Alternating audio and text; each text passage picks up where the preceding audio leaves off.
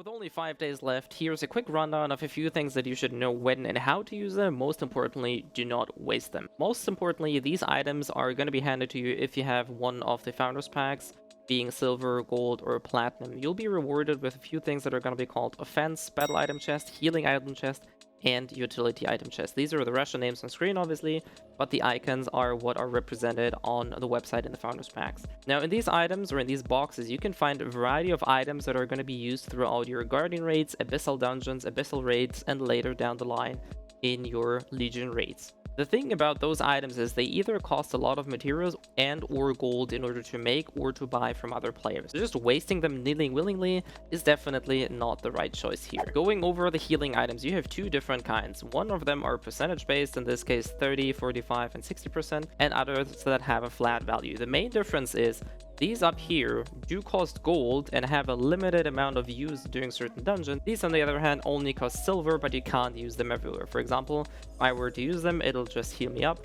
I can buy a limited amount of those for silver only. I can use them in Chaos dungeons, in story dungeons, or as well as doing other open world stuff.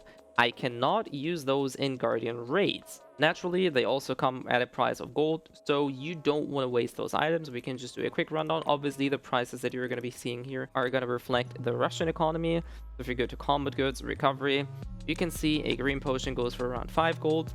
Blue one is already 15, the small purple 35, and the big purple is all the way up to 88 gold. So you definitely don't want to spam those or just yoink them out your inventory whenever you feel like it. Definitely do keep them for challenging content. Now, as far as the second line of items goes, these are the offense items, most notably called bombs or grenades.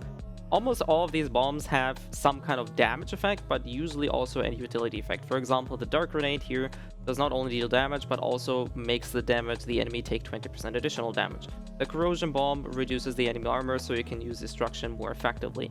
The sleep bomb puts targets asleep. This is used for certain mechanics, most notably in the Viakas run, but can also be used in some of the tier 2 abyssal dungeons.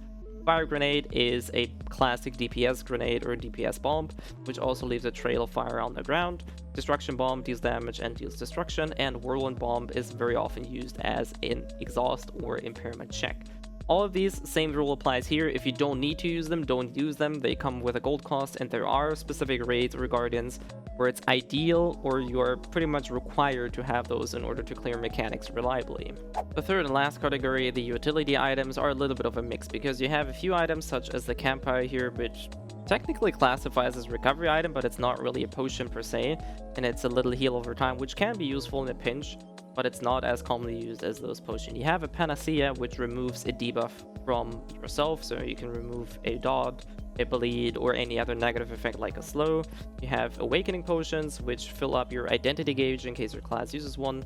Atropine potions, these are just functioning as a damage buff. You can boost up your damage and speed for the loss of 25% of your health.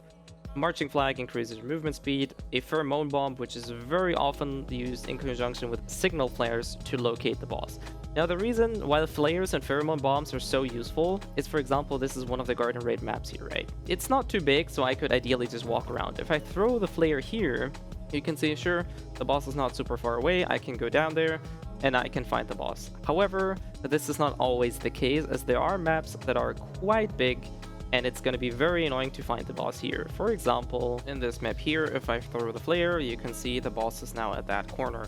The boss can spawn also in multiple of these other locations, and the fact that a lot of these guardians are divided into separate phases, a lot of them also tend to move around the arena. So for example, if I go from phase 1 to phase 2 in this fight, it may end up that the boss is in this location. If I don't throw a flare, I don't know where the hell he is. And if I don't throw a pheromone bomb, I actually have to run around them. So these are definitely items that you should consider using, especially in guardians that are either long or where the arena is big. You don't have to use them. I just highly encourage everybody at least carry flares. This is like the bare minimum of stuff that you should use. I know they will cost gold, but they will save you a lot of time. And typically, if you need multiple flares, it's just easy to rotate them around in a party. So for a quick summary, potions are only to be used in specific content, namely Guardian Raids and difficult content. Don't ever use those potions in Guardian Raid story dungeons, always use those here.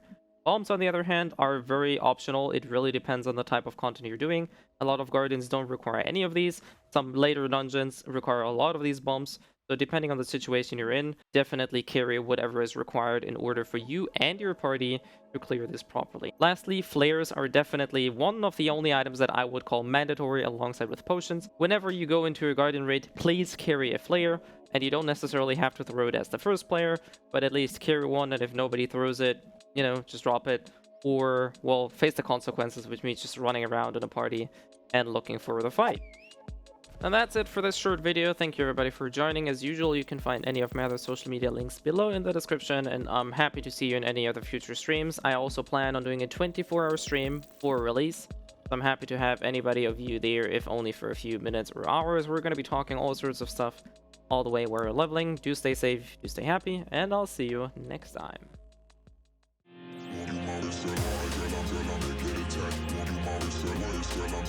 Take you back, you want me to take you back, you want me to take you back, you want me to take you back.